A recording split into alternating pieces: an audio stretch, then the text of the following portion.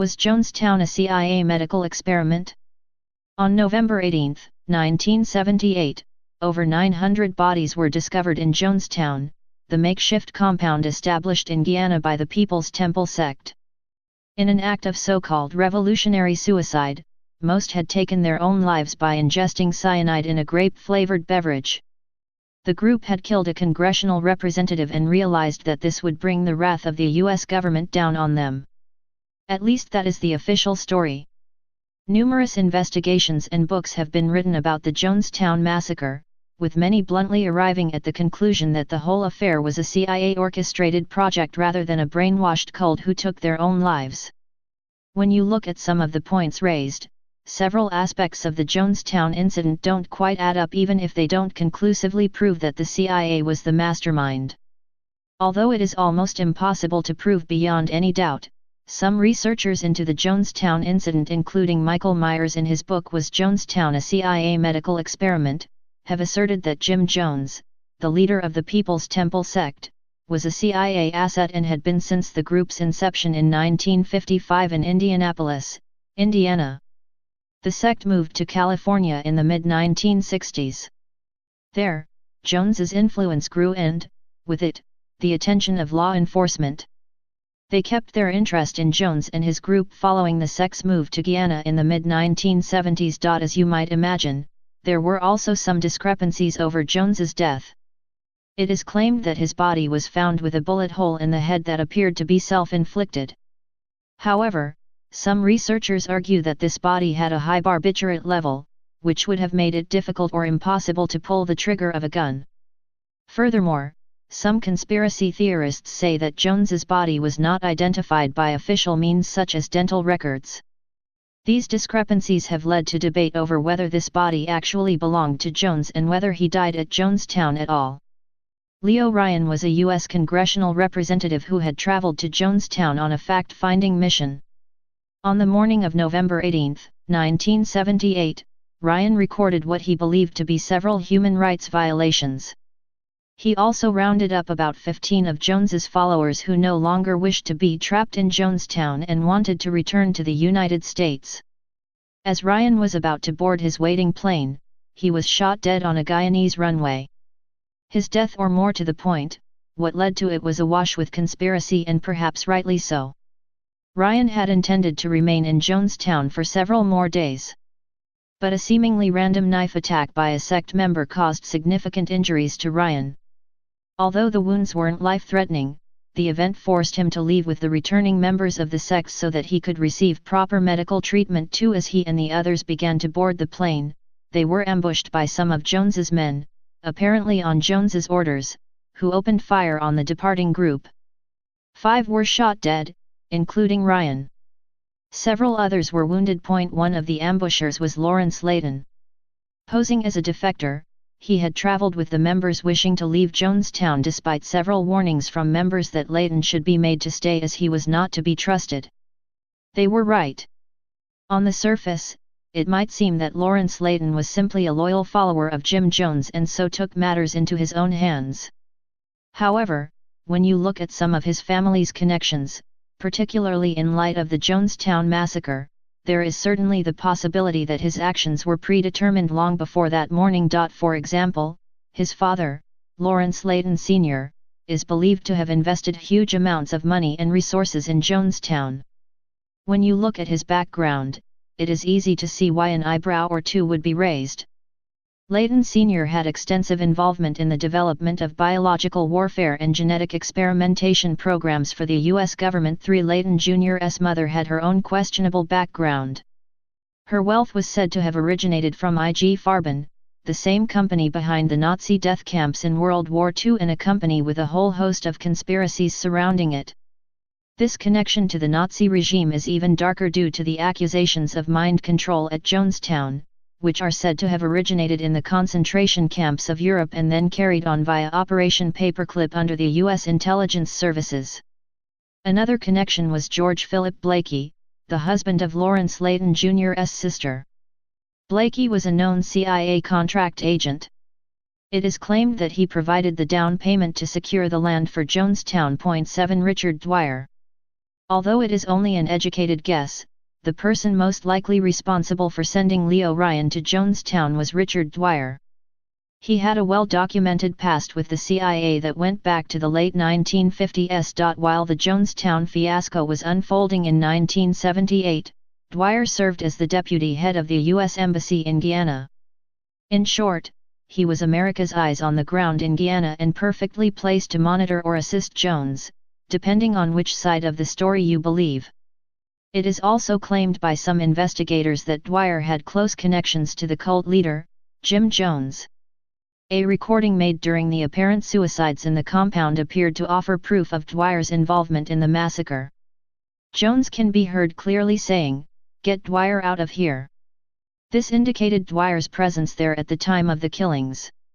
For their part, intelligence agencies simply say that Jones was likely drugged and hazy at this point and misidentified Dwyer. Make of that what you will.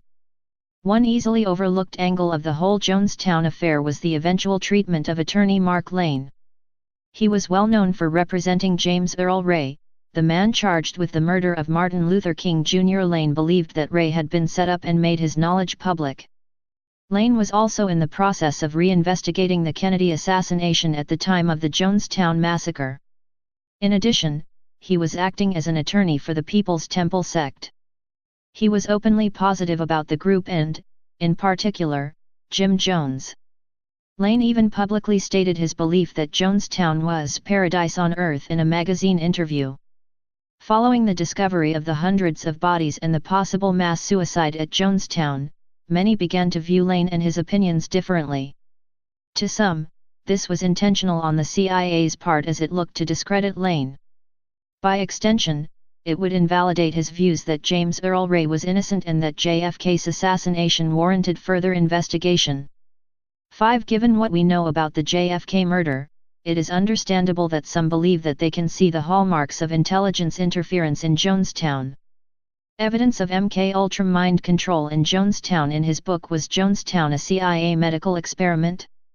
Michael Myers bluntly asserted that the CIA was pulling the strings of the Jonestown sect and that these were the final field experiments of their MK-Ultra projects. Now that sounds a little fanciful, even outlandish, but there is a compelling argument made by Myers.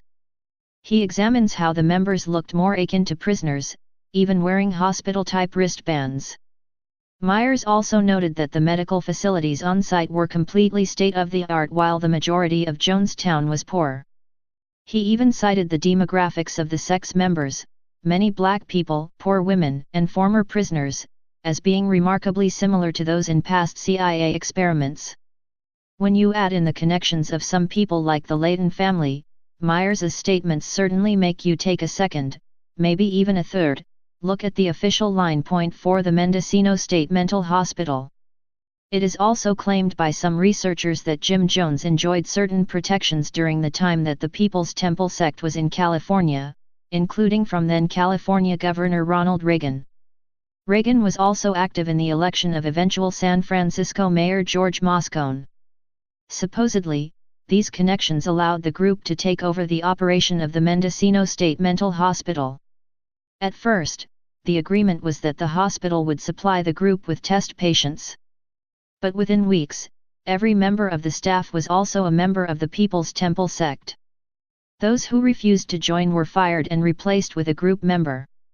There was, and still is to some, a huge discrepancy concerning the number of people who died in Jonestown, the number who committed suicide there, and bizarrely enough, how many bodies were actually found.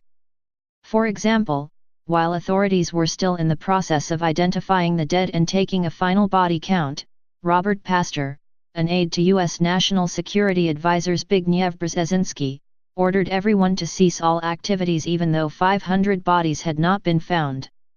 Of the 400 that were, only a handful had been properly identified. Rather bizarrely, the official explanation was that the missing 500 bodies were found underneath the other 400 bodies. Furthermore, Dr. Leslie Mutu, the Guyanese chief medical examiner, went on record to state that, of the bodies he had seen, only 200 looked to have committed suicide. Mutu believed that most of the Jonestown cult members had been murdered. Other motives of the CIA. If we assume that these accusations and claims are true, what would the CIA have to gain from the Jonestown massacre? Well, quite a lot actually. If we look at Leo Ryan, whose murder indirectly provided the reason for the mass suicide pact, he was a man who had few friends and many enemies within the CIA. He was pushing for transparency about the CIA's activities and co-authored the Hughes-Ryan Amendment as part of this drive. Needless to say, the CIA is secretive even within its own organization and had no desire to operate in such an open way. They certainly wouldn't have shed any tears over Ryan's demise, which cured a headache for them. 9. Aside from the accusations of mind control experiments, the massacre would have also given the CIA a chance to train mercenary fighters who could be used in the region. They would do the dirty work of the intelligence agency whenever muscle on the ground was needed for such things as coups, uprisings, or even false flag attacks. In short, if it's true that the CIA was involved in Jonestown, they had a lot to gain. 1. Jim Jones's hit list and the murder of George Moscone. 9 days after the Jonestown massacre, Mayor George Moscone was shot and killed in San Francisco, California. A random attack? Possibly. But Moscone had some intriguing connections to Jim Jones and the People's Temple sect.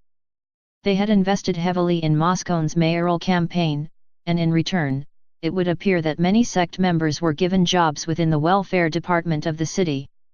According to some researchers, this acted as a recruiting platform, giving the sect access to the poorest, most vulnerable, and most impressionable members of society. Moscone also refused to investigate the sect before they moved to Guyana in the late 1970s, which further tied him to the group. In the years following the Jonestown massacre, it came to light that Jones had arranged 4 busloads of people to go to San Francisco and illegally vote in the mayoral election. It was also claimed that Moscone's name was on a Jones's hit list. In addition to Moscone, former sect member Jeannie Mills, who had written several critical pieces about the group, was gunned down at her home along with her husband and daughter. Assuming for one moment that Jones didn't die in Jonestown, was he responsible for having Moscone and the Mills family killed? Or was the CIA looking to close off all connections to their involvement? So I ask you again, dear listener, was Jonestown a CIA medical experiment? If so, how many more?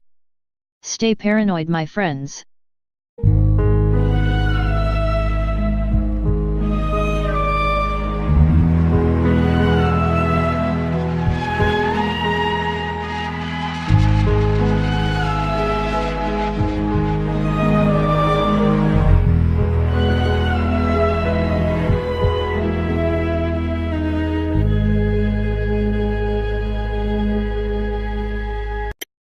Over 900 bodies were discovered in Jonestown, the makeshift compound established in Guyana by the People's Temple sect. In an act of so-called revolutionary suicide, most had taken their own lives by ingesting cyanide in a grape-flavored beverage. The group had killed a congressional representative and realized that this would bring the wrath of the U.S. government down on them. At least that is the official story. Numerous investigations and books have been on the sect's move to Guyana in the mid-1970s. As you might imagine, there were also some discrepancies over Jones's death. It is claimed that his body was found with a bullet hole in the head that appeared to be self-inflicted. However, some researchers argue that this body had a high barbiturate level, which would have made it difficult or impossible to pull the trigger of a gun. Furthermore, some conspiracy theorists say that